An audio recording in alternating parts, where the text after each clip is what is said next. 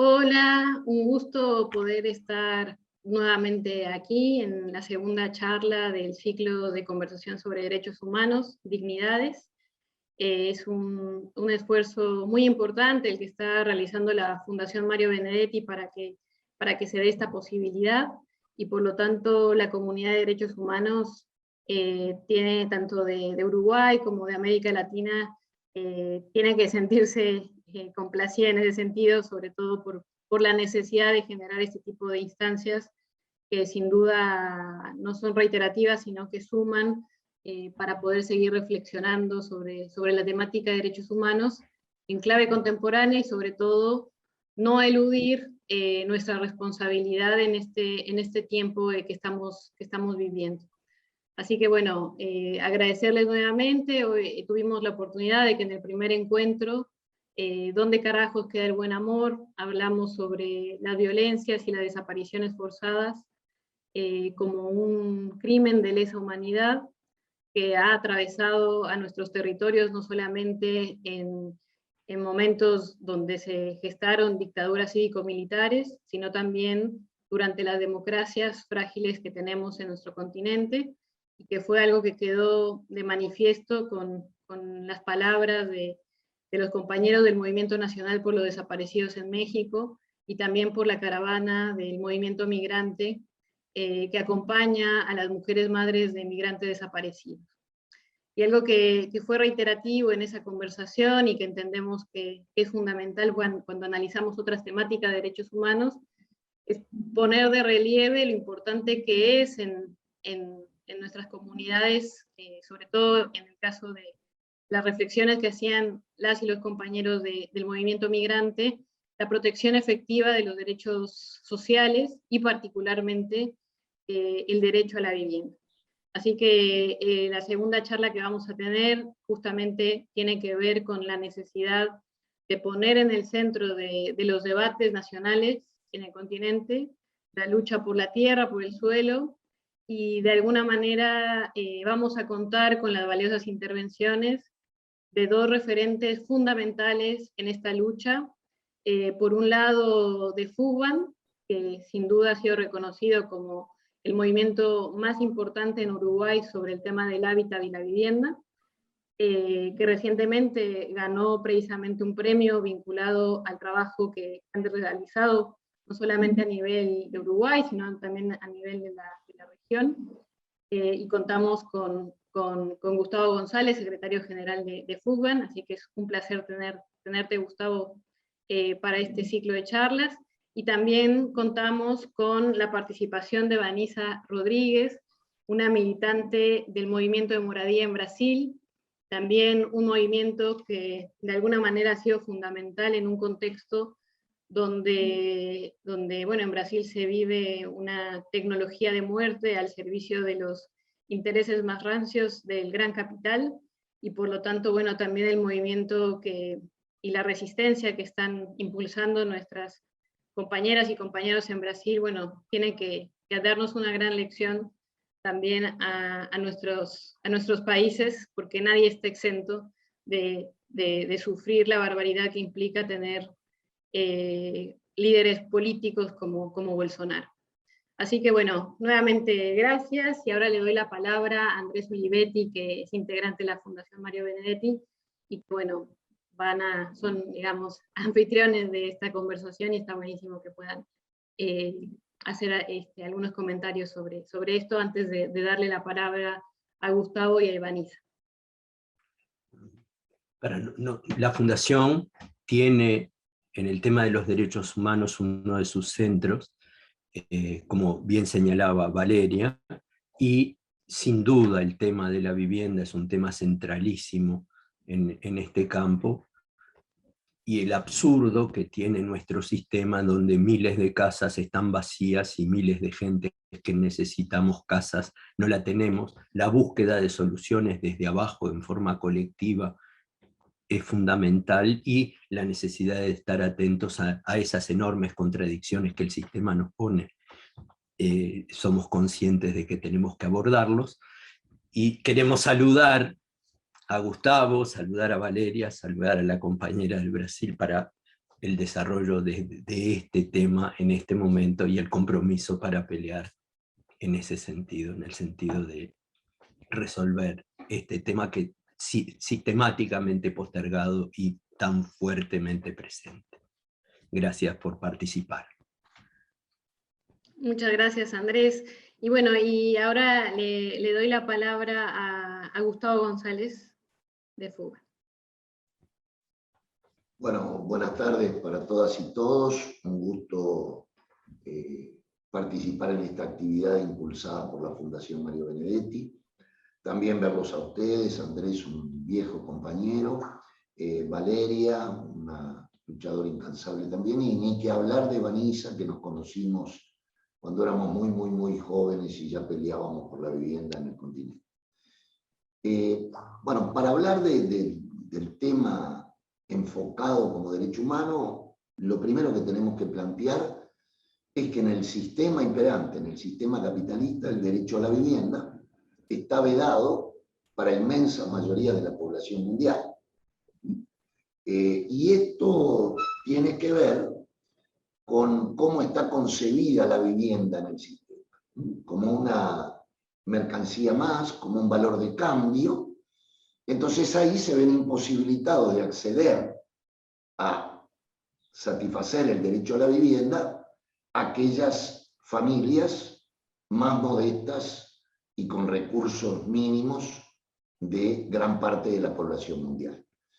El discurso jurídico, si uno analiza la mayoría de las constituciones de los países, por ejemplo, del continente latinoamericano, bueno, el derecho a la vivienda aparece como un derecho constitucional y dice que todo uruguayo tiene derecho a una vivienda digna y adecuada y que el Estado propenderá a satisfacer este derecho. Lo real es que Uruguay hoy, teniendo una población pequeña, somos 3 millones y tantos hace tantos años, tenemos un déficit habitacional solamente cuantitativo de 70.000 unidades habitacionales.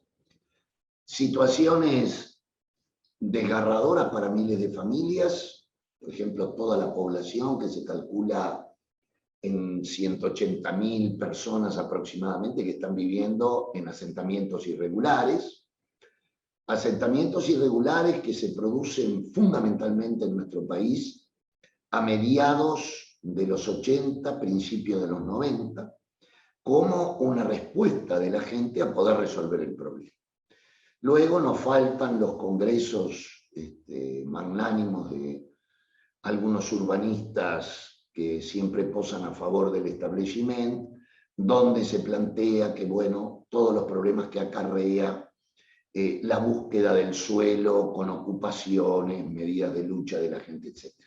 Porque hay que recalcar que cuando hablamos del derecho a la vivienda también estamos hablando del derecho al suelo. No hay vivienda sin suelo.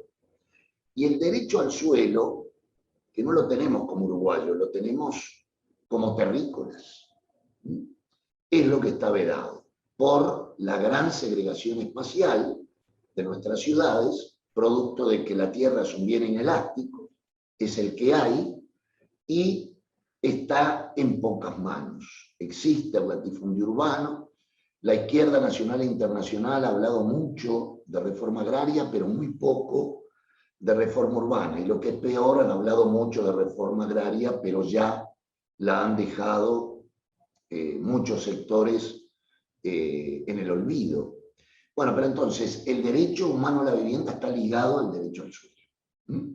Y esto colinda permanentemente, y existe una tensión con la magnánima propiedad privada.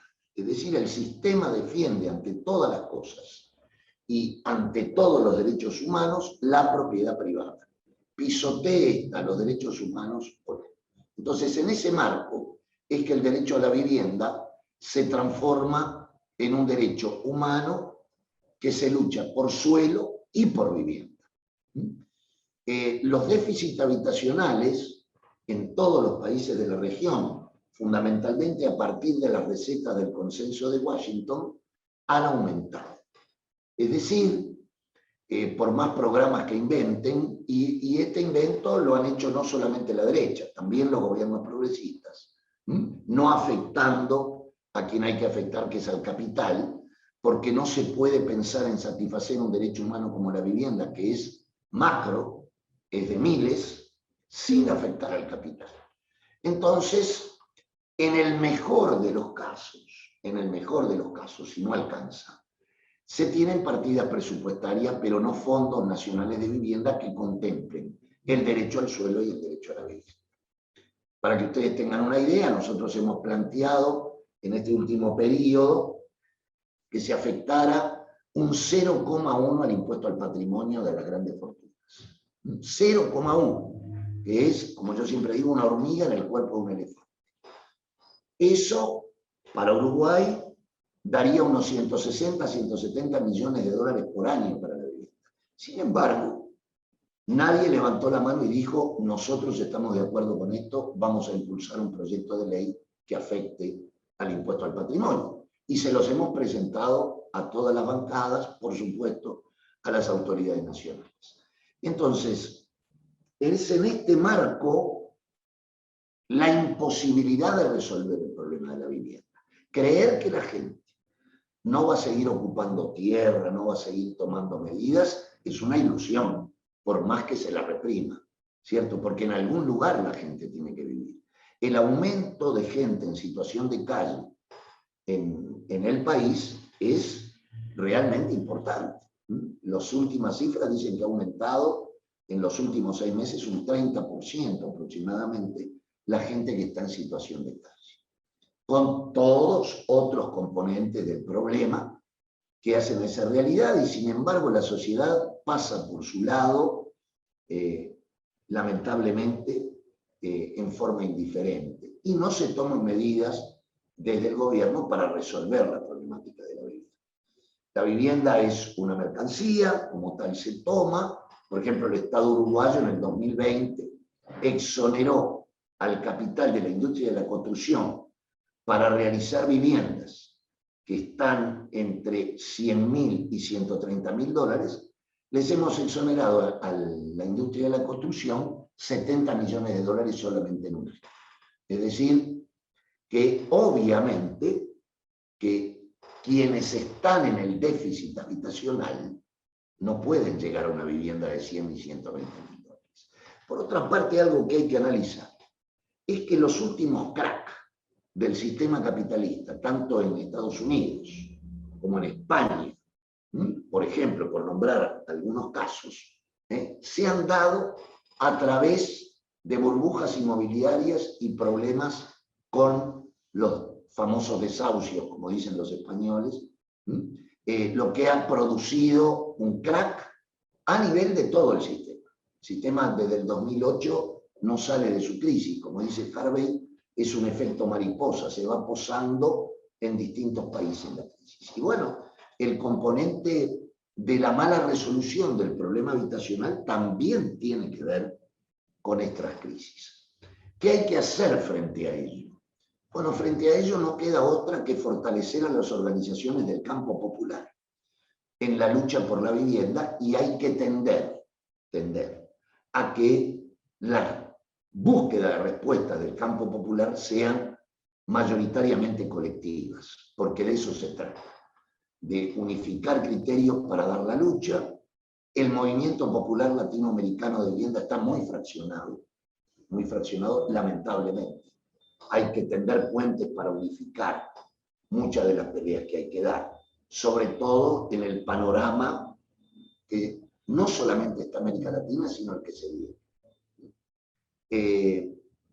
Cosas sádicas, por ejemplo, en plena pandemia de COVID-19 no se frenaban los desalojos, no hubo una ley para frenar los desalojos, pero paralelamente a ello el gobierno te mandaba a que si tenías la desgracia de estar infectado, te aislaras en tu casa. Miren si le vamos a pedir a una familia que viva en condiciones muy embromada desde el punto de vista de la vivienda, que si se infectó uno rápidamente construya una habitación para aislarse de los niños o de su compañero, en el caso que fuera el hombre, o la mujer sola, peor todavía la situación con hijos, ¿cómo iba a resolver esto? Entonces, la inhumanidad del sistema en el tema de la vivienda queda al rojo vivo y al desnudo. Es inconcebible que en el siglo XXI aún no se haya podido lograr la resolución de un problema tan importante como es el derecho al suelo y el derecho a la vivienda, que para mí están concatenados. No podemos hablar de uno sin hablar del otro. Y el derecho al suelo, más allá de que clases dominantes, la burguesía internacional, han reconocido múltiples organismos, el derecho a la vivienda, se sigue negando a por lo menos declarar el derecho al suelo. Por lo menos declararlo. Que no resuelven, pero sería un paso. Entonces, es en ese marco que la lucha por la vivienda se liga a la lucha por el conjunto de los derechos humanos.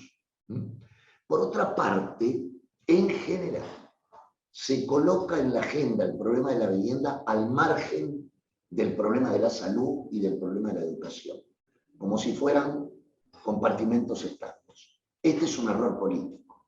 El problema de la vivienda también coayuda a resolver problemas de salud y problemas de educación. Es inmoral pedirle a un niño que vive hacinado que pueda cumplir con las tareas escolares domiciliarias. Inmoral. Sin embargo, ahora que está de moda esta palabra, la brecha es la lucha de clases. Eso es la brecha. ¿Por qué le ponen brecha ahora? No, hay una clase dominante y otra clase explotada. Y los explotados son los sin techo, sin educación, sin permanente. Entonces, este problema hay que verlo también ligado al problema de la salud y de la educación. No alcanza con hospitales, no alcanza con escuelas. También hay que tener en cuenta, el problema de la vivienda para ello. Derecho a la vivienda que además no se puede ver restringida a 4 paredes y un techo. Esto es fundamental. El derecho a la vivienda también tiene que ver con los servicios elementales como saneamiento, luz, agua, medios de transporte colectivo, escuelas cercanas, liceos cercanos. Porque vivir, por ejemplo, en el Distrito Federal, donde la gente para ir a trabajar tiene que estar hasta 3 horas arriba de un subte o de un tren o de un ómnibus, etc., bueno, ya es inhumano. Entonces, todos estos elementos son los que a nuestro juicio hay que tener en cuenta cuando hablamos del derecho a la vivienda. Es un derecho humano muy completo. El ser humano no puede vivir sin tener lo que se llama hogar y sin tener un espacio habitable que tenga debida ventilación, iluminación, espacios para los niños de distinto sexo. El vivir hacinados trae una serie de problemas de salud psicológicos, traumáticos para la infancia. Ni hablemos ya de lo que implica un desalojo. El otro día, ayer, tuve que escuchar a Zubia, diputado nacional, decir que hay que desalojar porque el que no paga tiene el mismo rango que un delincuente que roba. Es algo salvaje. Y sin embargo le dieron prensa y lo fundamentaba. Bueno, quienes tuvimos la desgracia cuando niños de vivir desalojos, sabemos todas las consecuencias que eso trae. Bien, un niño que se acostumbra a un barrio, que va a la escuela del barrio, cuando es desalojado y se tiene que trasladar a otro lado, pierde a sus amiguitos de la escuela. En eso nadie piensa y se sufre mucho. El cariño a los compañeritos de la escuela. Te desalojan, tenés que irte a otro lugar, perdés tus vínculos más tiernos, más de la primera infancia. Además de la brutalidad de ver a tu madre, a tu padre, a tus hermanos en la calle de un día para el otro. Y hoy, la ley de urgente consideración, por ejemplo, viola, sin duda, nuevamente el derecho humano a la vivienda, haciéndole creer a la gente que el alquiler sin garantía es una solución de vivienda. Primero, que el alquiler sin garantía existía antes de la ley. Lo que viene a hacer la ley de urgente consideración es regimentar los desalojos para darle todas las garantías al propietario. No me quiero detener ahora en la luz, pero Fugman ya ha puesto documentos, hemos sacado spot con claridad sobre el tema de la luz. Pero esta es la situación del país, no hay salida a corto plazo, no hay ninguna noticia de que se pueda reforzar el presupuesto de la vivienda. Por lo tanto, el déficit habitacional en el país no solamente va a quedarse en 70.000 unidades, va a aumentar. Y esto va a llevar a la imposibilidad de esta ilusión mentirosa de resolver el problema de los asentamientos irregulares con 3 pesos que le sacaron al Instituto de Colonización. 3 pesos muy importantes para el Instituto de Colonización, que lo tenía para tierras para los colonos, se lo dan a vivienda, y fíjense que el otro día el presidente de la República salió a decir que está desvelado, parece que no puede dormir por el problema de los asentamientos, a pesar que duermen hasta ahora. No puede dormir y que va a afectar 200 millones de dólares más para poder llegar al 15% de los asentamientos irregulares. Por lo tanto, sin una férrea intervención del Estado, una fuerte financiación que tiene que venir de afectar de una vez por todas al capital, no hay solución al problema de la vivienda, y el derecho humano a la vivienda es utópico en las condiciones actuales. Pero esa utopía, como decía Galeano, hay que seguirla buscando y seguir peleando por ella. Se aleja cuando nos acercamos, pero bueno, dando la pelea a las organizaciones del campo popular, podremos por lo menos frenar la ofensiva y luego seguir avanzando. No sé cuánto tiempo tengo, pero por aquí creo que más o menos he redondeado el tema. Ustedes dirán. Buenísimo, Gustavo, tu aporte sin duda es fundamental y muy clarificador, sobre todo también para desmentir esa ilusión de que Uruguay, en el contexto actual, pueda dar clases de derechos humanos en el concierto internacional como se ha pretendido, y sobre todo para mostrar algo que parecía lejano en su momento, cuando asumía Bolsonaro, ¿no? Se pensaba Uruguay como una luz, como una isla dentro de estas regresiones autoritarias que está viviendo la región, y desafortunadamente vemos esas expresiones cada vez en aumento, digamos. Un poco lo ilustrabas claramente con los comentarios de Subía, que son terribles, pero también con algunas iniciativas de Cabildo Abierto que tienen que ver precisamente con una cuestión de derechos fundamentales, de verdad, justicia y memoria, y sobre todo de compromisos que ha asumido Uruguay para evitar precisamente que autores de crímenes de lesa humanidad de alguna manera puedan eventualmente tener algún tipo de beneficio, siendo el contexto represivo el que determinó, bueno, evidentemente su futuro en términos procesales. Así que sin duda es muy difícil, ¿no? Estos momentos que estamos viviendo, de una distopía muy importante, pero lo más importante es seguir abrazando esas utopías que vos mencionabas, y sobre todo creo que es fundamental visibilizar la necesidad de no quedarnos con las luchas de manera aislada, como decías, y poder cruzar y poder sumar esfuerzos de quienes están militando por el tema históricamente, por otras temáticas, poder visibilizar lo que representa para una comunidad poder resolver una cuestión tan clave como la distribución del piso en el que nos movemos, ¿no? Nuestra condición de terrícolas, nuestra condición de devolvernos esa condición de humanidad y de reconocimiento de derechos básicos, ¿no?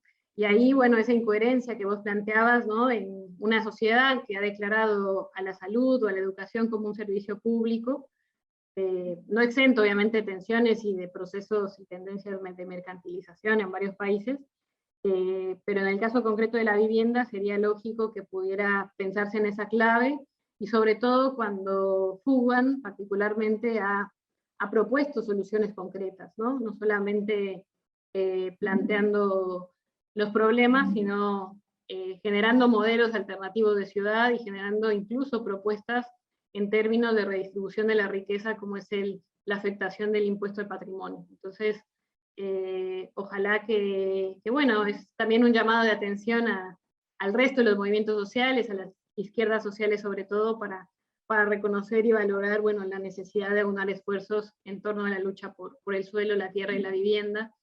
Así que bueno, Gustavo, muchas gracias por tu intervención. No sé si Andrés, antes de darle la palabra a Evanisa, quieras hacer algún tipo de intervención, de comentario.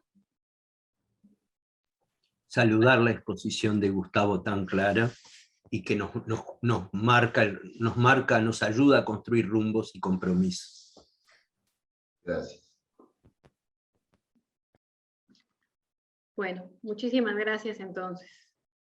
Bueno, y ahora le doy la palabra a Evanisa Rodríguez, militante del Movimiento por la Moradía en Brasil. Bueno, me presento, soy Evanisa Rodríguez, soy militante de la Unión Nacional por la Vivienda Popular de Brasil. También hago parte de la Secretaría Latinoamericana de Vivienda Popular y de la Coalición Internacional del Hábitat, que son organizaciones que reúnen movimientos sociales, organizaciones que trabajan con el tema del techo, con el tema de la vivienda, pero mucho más con el tema del derecho a la ciudad. Desde este lugar que yo hablo de un movimiento popular en Brasil que tiene más de 30 años, que seguimos construyendo políticas públicas, propuestas de participación popular, propuestas de políticas inclusivas, y también trabajamos con los temas de ampliación de derechos, de entender que los derechos en la ciudad son también derechos humanos, ¿no? Nuestra organización tiene una forma de organización en red, ¿no? Donde estamos presentes en más de 17 estados brasileños, y claro, con sus diferencias, con sus especificidades, pero con una agenda propia, ¿no? Una agenda que construimos juntos sobre el tema de autogestión y la producción social de la vivienda y el hábitat. Entonces, ese es el lugar de donde hablo. Yo vivo en São Paulo y trabajo con el tema de la vivienda, que construimos los procesos de autogestión y por ayuda mutua hace más de 30 años. Para empezar a hablar un poco, podemos hablar un poco de este momento tan difícil, tan caótico que es la crisis brasileña, que es una crisis compleja, ¿no? Porque trátase de una crisis económica, una crisis especialmente para los trabajadores con mucho desempleo, con mucha gente desocupada, y que la hambre vuelve al país después de varios años de que estábamos mejorando la calidad de vida de la gente, y después del golpe de 2016 contra la presidenta Dilma, el proceso tanto de retirada de las políticas públicas cuanto también de elecciones, de decisiones políticas del gobierno anterior, de Temer, y ahora de Bolsonaro, lleva a la gente para una situación de hambre que ha sido agravada por la pandemia, pero no podemos decir para nada que ha sido provocada exclusivamente por la pandemia. Entonces vivimos un momento que sí, el número de gente que sufre de hambre crónica son más de 19 millones de brasileños en estas condiciones. Y los números de desempleo son los más expresivos en décadas, ¿no? Pero no es solamente una crisis económica. Vivimos una crisis de la democracia en Brasil. Y cuando hablamos de crisis de la democracia, hablamos de crisis de las instituciones democráticas y enfrentamientos constantes de las instituciones democráticas y los valores de la democracia, los valores del bien común, los valores de los procesos que, bueno, llevamos tanto tiempo a superar la dictadura en Brasil, llevamos tanto tiempo a construir la Constitución brasileira, que desde 88 es un ejemplo de constitución ciudadana, pero ahora estos mismos valores están siendo atacados por un avance conservador que está así marcado por la presencia de los sectores militares, de los sectores económicos importantes del país y también de las iglesias más conservadoras. Y en este momento, entonces, esa crisis se traduce en cuestionamientos a derechos básicos de la gente, o sea, que cuestiones que pensábamos superadas, ¿no? Como el tema de género, el tema de las mujeres, el tema de la seguridad social, el tema de la necesidad de la seguridad alimentaria de la gente que se concibe como un derecho, pasa a ser cuestionada y el gobierno del Bolsonaro, que este año cumple 3 años, se demuestra absolutamente caótico, ¿no? Que desarma políticas, desarma herramientas y amenaza todo el tiempo la democracia. Ese avance conservador no solamente por las acciones del gobierno, pero también se puso en marcha, ¿no? Un avance de este pensamientos por arriba de la gente. En el último 7 de septiembre, mucha gente ha marchado, incitado por el presidente contra las instituciones democráticas, contra las elecciones, contra el Supremo Tribunal Nacional, contra la Cámara de Diputados, y diciendo que los militares deberían volver a gobernar el Brasil. Entonces, imagina qué retrocesos son esos, retrocesos y que se expresan directamente en los temas que son más afectos a la vida de la gente. Entonces, este corte de políticas públicas, retirada de derechos, tiene que ver con este avance del pensamiento conservador contra la democracia. En los temas de derecho a la ciudad, ¿no? Vimos que a pesar de que tenemos muchas herramientas institucionales como leyes, planes, proyectos, como espacios de concertación, como eran los consejos, las conferencias, esas herramientas fueron dejadas de lado, ¿no? Y se abre la posibilidad para que, de una mano, se corte las inversiones públicas para políticas compensatorias en el tema del saneamiento, de movilidad, de la vivienda, y se abre la posibilidad del mercado para que todo se convierta en mercancía. Entonces, luchamos más de 20 años y habíamos conseguido detener el proceso de privatización del agua, del saneamiento, de fornecimiento de agua y alcantarillado en Brasil. O sea, hasta el año pasado, estos temas eran exclusivamente públicos, con empresas locales, empresas estaduales, que tenían responsabilidad sobre el tema, y con un plan nacional de saneamiento que prevía un avance hacia la universalización del agua y del alcantarillado. Lo que pasó es que el año pasado, durante la pandemia, mientras la gente estaba ocupada en no morir, porque todo el tema del negacionismo no estaba muy fuerte, lo que pasó en el año pasado fue que se aprobó muy rápidamente en el Parlamento la posibilidad de la privatización del agua. Entonces ahora ya se empieza algunos gobiernos locales a vender sus compañías de agua, y sabemos que esto significa que se va a convertir más caro que va a llegar a menos gente y a aquellos que no dan ganancia suficiente para las compañías no recibirán servicio, serán cortados del servicio. Y durante la pandemia tuvimos un trabajo muy interesante, por ejemplo, aquí con las universidades, que ha sido un mapeo que todavía existen asentamientos, favelas que no llegan, que no hay servicio, no había agua. Lave las manos, decían para el tema de la pandemia, ¿no? ¿Qué mano? ¿Con qué se lavasen las manos, no? No había con qué. Entonces, este es un ejemplo de política que se ha cambiado de sentido, ¿no? De orientación y la privatización empieza.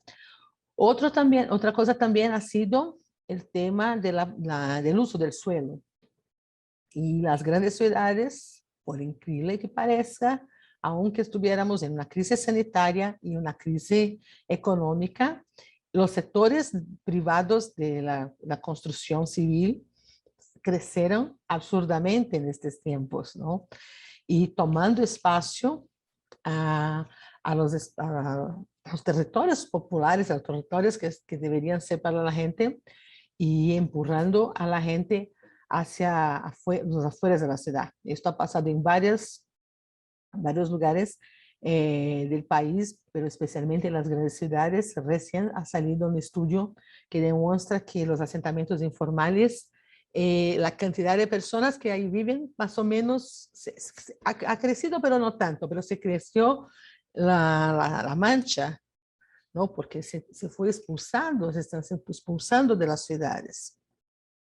Y ninguna de las herramientas que tenemos que podría captar la plusvalía urbana, que podría exigir la función social de la urbanidad, están siendo utilizados por los gobiernos locales y mucho menos por el gobierno nacional. Entonces, esto también ha sido una de las caras de la crisis brasileña, el tema de los derechos a la ciudad.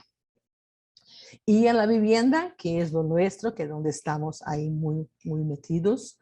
En la vivienda tuvimos los últimos 10 años, habíamos tenido el programa Mi Casa, Mi Vida, que claro, hay mucha contradicción, un programa que bastante controverso, pero que tenía una cosa muy importante, que era inversión pública para vivienda a la gente de bajo ingreso, o sea, que no tenía condiciones de tomar un crédito bancario, que no tenía condiciones de presentarse a postular un crédito, ¿no?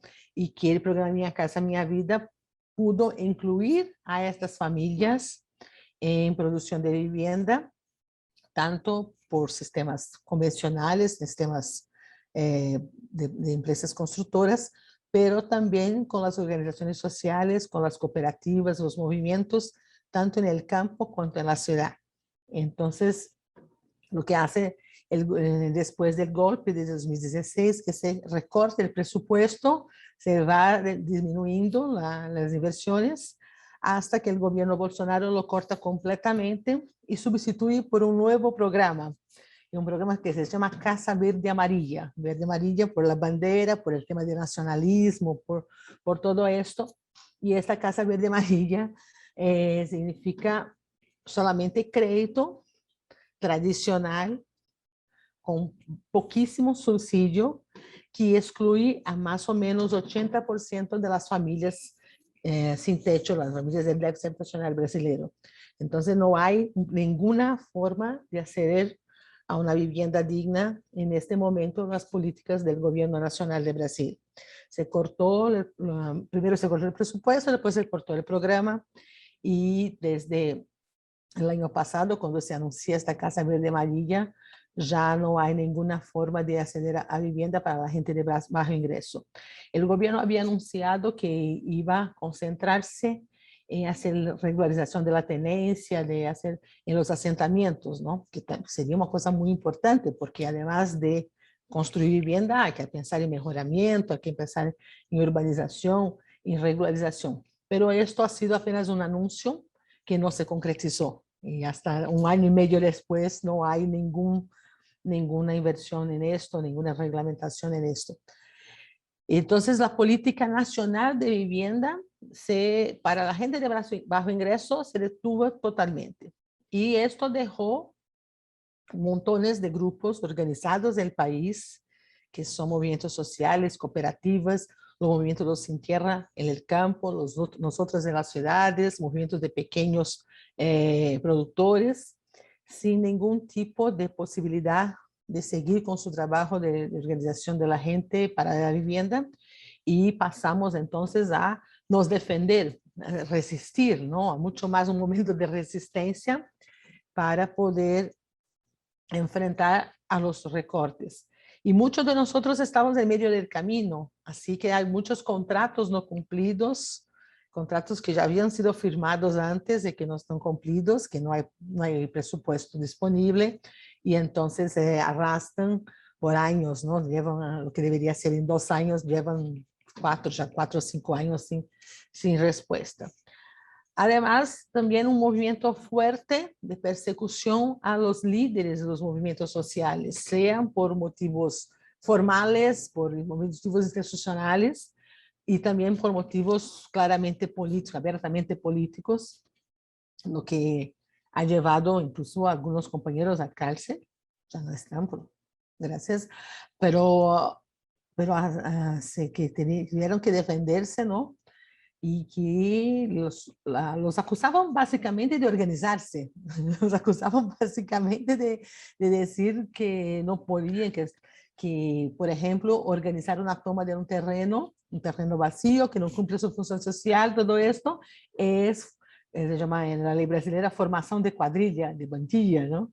Y hay un artículo de la ley penal, y de esto nos acusan, ¿no? Entonces varios líderes tuvieron que estar defendiéndose, y claro, y también esto de complicando la vida de las organizaciones, ¿no? Y por fin, quería también contarles que durante la pandemia, claro, todos nosotros nos estuvimos bastante sorprendidos, ¿no? Por un momento que ya no sabíamos qué iba a pasar y cómo era el asunto. Y hicimos varias campañas, varias acciones para apoyar a la gente, para pasar por la pandemia. Y claro, estábamos por un momento de grande desempleo, gente sin trabajo, ya no se podía salir a trabajo informal, ¿no? Sobrevivir en la calle, ya no podía hacer nada. Entonces hicimos varios trabajos, tanto para incidir en políticas públicas, para apoyar a la gente durante la pandemia, cuanto también acciones de solidaridad directa, buscando donaciones de alimentos, de productos para limpieza, para la gente enfrentar, pasar por este momento, ¿no? Sí. Y tuvimos algunas conquistas importantes, ¿no? Pero durante el camino percibimos que un hecho que estaba pasando fue, primero, que mucha gente que pagaba alquiler se vio sin trabajo, sin recibir ningún sueldo, y ya no podían pagar alquiler, y lo que dijeron, los gobiernos dijeron, hablen con sus propietarios para que ellos les concedan un plazo para pagar, un descuento, algo así. No hubo ninguna política pública para este momento, ¿no? Y mucha gente ha pasado durante la pandemia a perder su vivienda, o porque ya no podía pagar su alquiler, o no podía pagar la mensualidad, la cuota de pago de la compra de la vivienda. Entonces mucha gente se fue a vivir en condiciones más precarias. Imagina, durante la pandemia decían, ¿no? Que quédate en casa, no salga, mantenga distanciamiento, ¿no? No se acerquen mucho, ¿no? Y había familias que vivían en 2 casas y se pusieron a vivir en una casa sola, porque para ahorrar el alquiler, justo lo que no se podía hacer. Otras se fueron a vivir en nuevos asentamientos, en nuevas tomas, nuevas favelas que se formaron durante la pandemia, y siguieron siendo desalojadas. Siguieron habiendo desalojos durante todo este periodo. Entonces, una campaña que empezamos durante la pandemia fue la campaña Desalojo Cero, que fue justo a dar visibilidad al tema, demostrar que sí estaba habiendo desalojos durante la pandemia, que la gente estaba yendo a vivir en la calle, que la gente estaba perdiendo sus viviendas, y también buscando tanto con el judicial, el medio judicial, soluciones para los trámites judiciales, cuanto también incidir en el Parlamento para que se aprobara. Solamente aprobamos hace poco tiempo una ley que se deteniera los desalojos durante la pandemia. Entonces, conseguimos esta ley ahora, hace un par de meses, y que vale hasta el fin de año. Entonces, fueron luchas importantes que nos organizamos durante este proceso.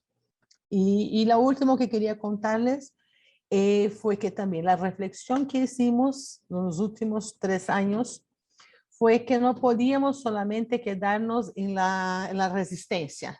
Decimos, ya, Bolsonaro habló algo terrible, tenemos que contestarle. Bolsonaro recortar el presupuesto, tenemos que contestar. No podíamos quedarnos solamente en esto, ¿no?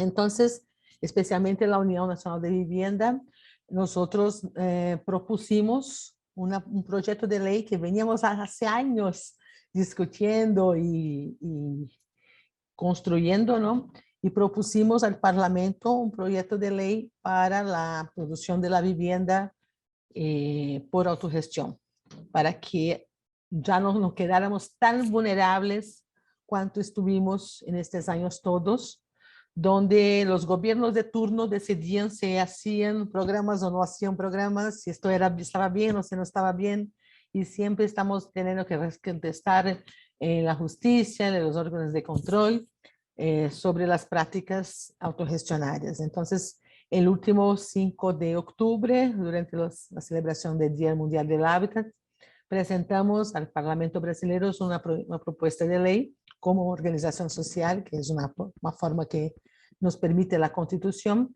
y ahora seguimos por la pelea, por la aprobación, reuniéndonos a otros compañeros que están en este mismo momento, como por ejemplo los compañeros de Argentina, ¿no? Que también están peleando por la aprobación de una ley nacional para la producción social de la vivienda. Entonces entendemos que también es nuestra contribución para que esta crisis, que es una crisis de proyecto político del país, podemos también aportar lo nuestro, demostrando que hay otras maneras de hacer las cosas, que no es necesariamente aceptar a lo que está, que el mercado domine todo, que no hay más política pública, pero podemos demostrar que sí hay otras maneras de hacerlo. Entonces es un poco un resumen, Valeria, para te contar algunas cosas que estamos haciendo. Muchísimas gracias, Evaniza. Sin duda muy claro, sobre todo también cómo poder identificar las dificultades que han atravesado en Brasil en los últimos años, sumada a la pandemia, pero cómo hay una tendencia en la región precisamente vinculada a la criminalización de la protesta, de la pobreza, la mercantilización de la vida y los derechos, que se nota, y que bueno, en el caso de Uruguay no ha pasado el tema del agua, pero que esto que vos mostrás es como ese punto de quiebre bueno, que se veía tan lejano y que es alguna realidad, ¿no? El agua, la vida mercantilizada, y bueno, y cuál es la reacción que tienen los pueblos, las comunidades políticas frente a eso. Es un desafío, y sobre todo esto que vos planteabas, que el escenario y el horizonte de lucha no sea únicamente la resistencia, sino también la construcción de alternativas. Sí, claro, porque esto, ¿no? Creo que nosotros vivimos un momento que hay que conformar un proyecto de sociedad. O sea, si no reconstruimos un proyecto político de sociedad y decimos claramente que estamos construyendo otra cosa, vamos a ser siempre tomados por esas iniciativas de retroceso. Mira vos, tenemos hace algunos años, creo que más de 10, no me acuerdo exactamente los números, pero las políticas, por ejemplo, de compensación, de retratación a la comunidad negra brasilera, que años por años de años, ¿no? Ha sido alejada de todo. Y una de estas formas de políticas es la cota, los cupos en las universidades públicas para estudiantes negros e indígenas. Esto termina el próximo año. Y hay una cosa increíble ¿no? De gente diciendo, no, ya no es necesario, mira que ya aprovecharon demasiado y ahora ya no hay necesidad de haber este tipo de incentivo. Y a cada momento tú ves claramente que la comunidad negra es la que recibe los peores salarios, la comunidad negra que tiene los peores niveles de educación formal, porque 500 años no se terminen, no se borra en 10, ¿no? Pero se arma todo un proceso de resistencia contra estas políticas que han sido construidas con mucha delicadeza. Otro, por ejemplo, el tema del Bolsa Familia. Se terminó el Bolsa Familia ahora este año, este mes, ¿no? Y el presidente intenta, porque está con muy baja aprobación, intenta hacer un programa que termina el mes siguiente de la próxima elección. O sea, ni disfraza, ¿no? Ni disfraza que es algo absolutamente colgado a las elecciones. Entonces, esto creo que son cosas que tenemos que trabajar como conceptos, o sea, ¿qué sociedad queremos ser? ¿No? ¿Qué sociedad queremos construir? Y cómo superamos este momento tan difícil, tan triste de nuestra historia, para que los valores de los derechos humanos, de la igualdad, de la inclusión social, vuelvan a ser los valores que la gente venga a defenderlos, ¿no? Y un último comentario, de repente lo transformo en pregunta, y sobre todo más bien en un pedido de algún mensaje para la comunidad en la región, y también en Uruguay particularmente, porque en su momento cuando asumió Bolsonaro, Uruguay se entendía como una isla, ¿no? En una región convulsionada, y por lo tanto de repente a veces pareciera que ese tipo de reacción conservadora, ese tipo de fascismos que obviamente atentan contra nuestras democracias frágiles, se ven tan lejanos, y eso es un riesgo porque a veces no advertimos los peligros del presente. Entonces, un poco con el diario de lunes, Sebaniza, ¿vos qué te parece como no pensar que debió haber hecho el movimiento social antes, pero bueno, alguna revisión, sobre todo pensando para el futuro, ¿no? Para cómo poder construir una disputa de sentido también a nivel cultural, justamente para enfrentar los populismos que buscan engañar y a su vez terminan afectando los derechos de las personas, que a veces terminan siendo la base política de este tipo de líderes. Bueno, aquí decimos que claro, hay los conservadores que son explícitamente, en Brasil decimos que está de moda demostrarse facho, ¿no? Así, parece bonito decir que soy fascista, no acepto esto, no acepto aquello, ¿no?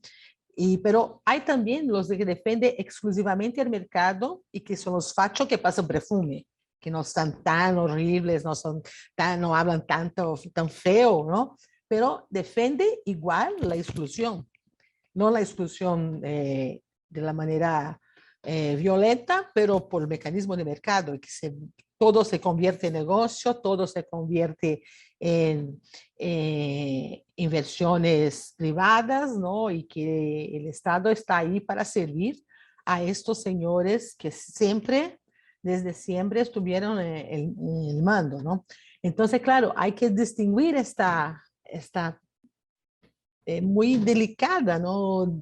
Diferencia, pero que sirve, son estilos que proponen lo mismo, proponen la exclusión de la mayoría de la gente de los derechos sobre lo que son nuestros países. Entonces, en la región, claro, tuvimos momentos importantes donde había una convergencia, ¿no? De varios países en proyectos políticos más progresistas, unos más, otros menos, algunos más que querían hacer, como se dice, no sé la palabra en español, pero que querían ser un poco más a menos, ¿no? Que no confrontaban tanto con el capital, otros se confrontaban un poco más, pero seguimos, ¿no? En el momento que creíamos que caminábamos juntos para proyectos políticos más progresistas, ¿no?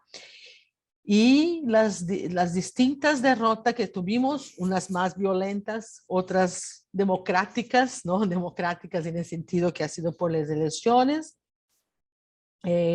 nos demostró cuán frágiles son estas construcciones que estamos haciendo.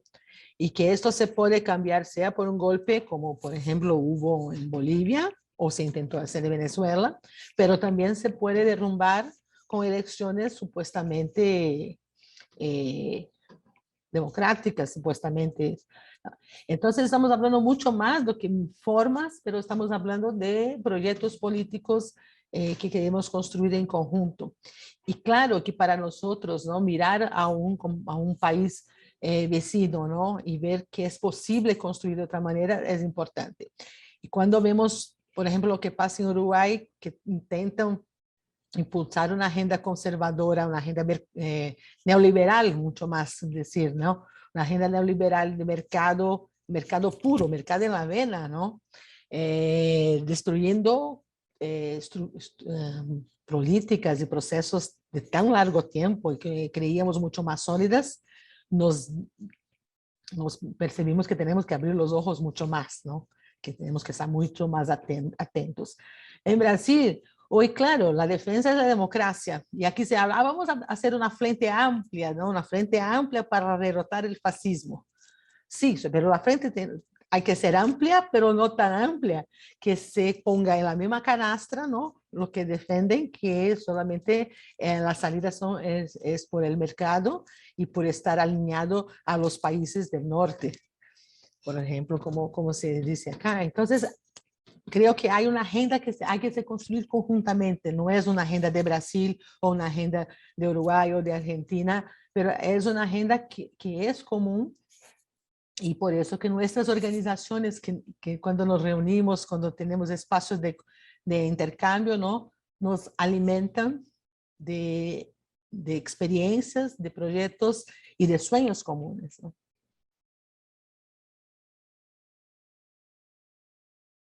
Muchas gracias, Vanessa. Sin duda un aporte clave para estas reflexiones que hemos tenido. Y bueno, lo que nos queda en el escenario es bueno, seguir articulando esfuerzos por la lucha por el suelo, por la tierra, por la vivienda. Obviamente también identificando esas otras luchas que también se dan en los territorios vinculados al tema del suelo, sobre todo con el tema de soberanía alimentaria, por la lucha contra el hambre.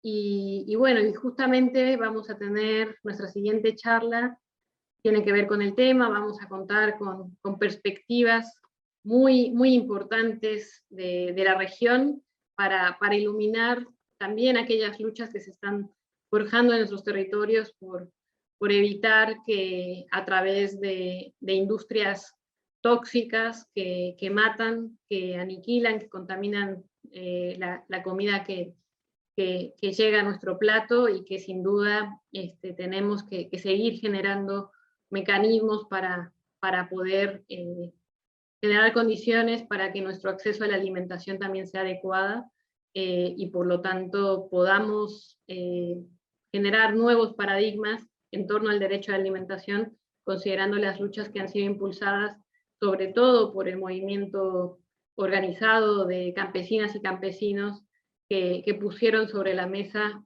una mirada distinta a lo que se planteaba históricamente sobre seguridad alimentaria para hablar precisamente del concepto de soberanía alimentaria. Pero para hablar mejor de ello vamos a contar en esta tercera charla algunos comentarios muy importantes de quienes están protagonizando esas luchas. Así que bueno, los esperamos para ese próximo encuentro. Gracias.